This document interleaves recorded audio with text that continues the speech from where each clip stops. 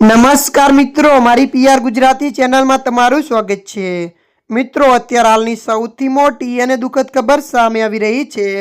જી હા મિત્રો, આપને જણાવી દઈએ કે તેલુગુ ફિલ્મ ઇન્ડસ્ટ્રીમાંથી એક દુઃખદ સમાચાર આવ્યા છે। જાણીતા કોમેડિયન અને અભિનેતા પીસ વેંકટનું નિધન થયું છે।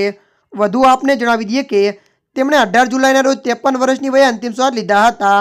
આ અભિનેતા ઘણા મહિનાઓથી કિડનીની સમસ્યાથી પીડાતા હતા। ઘણા મહિનાઓથી તેમની કિડનીની સારવાર ચાલી રહી હતી। મળતી માહિતી અનુસાર આપને જણાવી દઈએ કે તેમાં ડાયાલિસિસ પણ ચાલી રહ્યું હતું।